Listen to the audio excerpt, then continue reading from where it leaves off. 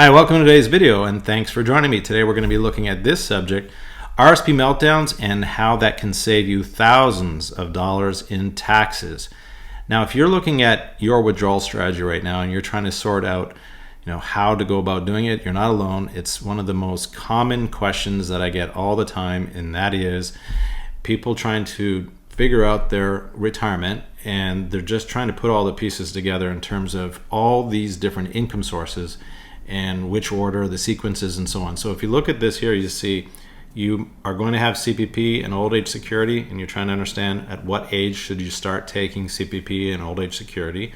You may have a defined benefit pension plan. You're examining should you commute the value or should you just take the monthly income.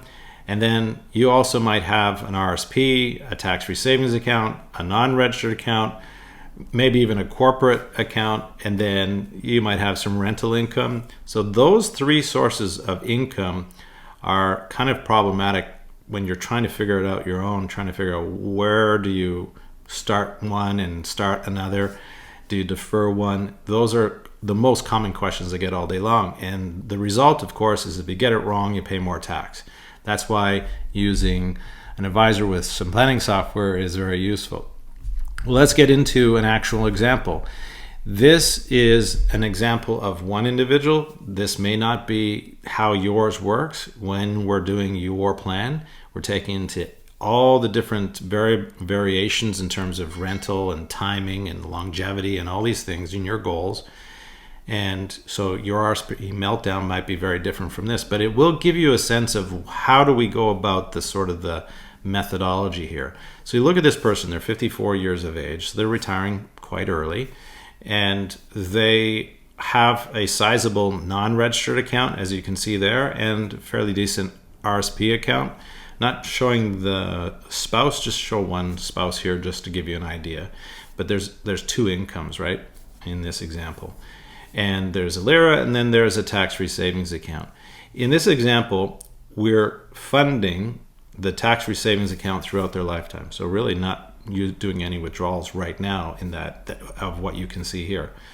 And the LIRA is going to be the LIRA. The LIRA here, we're melting down 50% of that. 50% of it comes out of the LIRA and gets deposited into the RRSP. So that's one way that we can lower the LIRA account balance so that by the time the person passes away, they're not leaving too much money behind.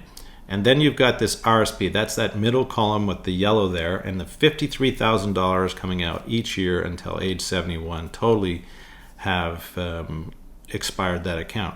That money may not be spent, it's just simply that we're going to take that money, put it into the non-registered account, we're putting some of it in the tax-free savings account, but we're getting it out of an RRSP. Now, look to the far left and you can see the empty columns for CPP and old age security. We've deferred CPP and old age security right out to age 70. That creates this window of an opportunity where they have zero income. And as you know, the strategy of putting money in an RRSP is you're depositing at a high tax rate and withdrawing at a lower tax rate. So in this particular case, we're trying to get somewhere around that lowest tax bracket of doing the RRSP withdrawals in that window of opportunity, so that by the time age 71 kicks in, where their RRSP would have been converted to a RIF and then a minimum withdrawal or even a RIF meltdown. But the idea here is that you've got the CPP and old age security starting to pay out at age 70, and so there's an increase to their taxable income. So by the time 71 years of age rolls around, they have no sources of income that is taxable other than the money that they make in their non-registered account each year, but they can pull out as much as they like here to supplement their retirement, along with, if they wanted to, with their TFSA. So the only biggest source of income to them at that time, or taxable income at that time, is going to be Canada Pension or their government benefits. So that's sort of the timing of being able to defer a CPP. Sometimes a lot of questions are, should we defer? Should we take it early? What age should we do? In this example, we're pushing it off as far as we can to age 70 to create this timeline where we can begin doing RRSP withdrawals. If we had started CPP earlier, we'd just be increasing their tax base. So with this particular strategy, What's the result? Well, if you look at this here on the left-hand side, no RRSP meltdown.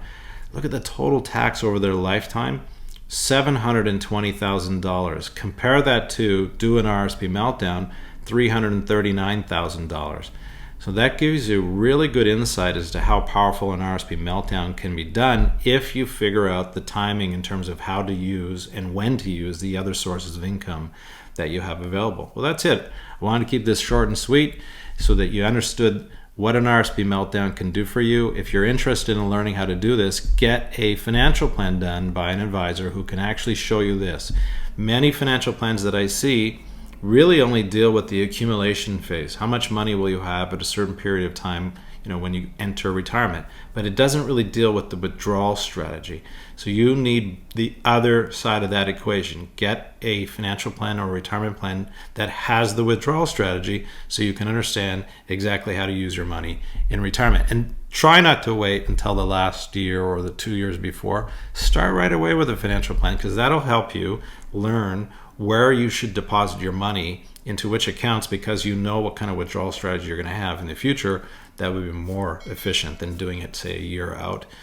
Get it done as soon as possible. Well, thanks again for tuning into today's video. I look forward to seeing your comments below, and I also look forward to seeing you in the next video. Thanks and be well.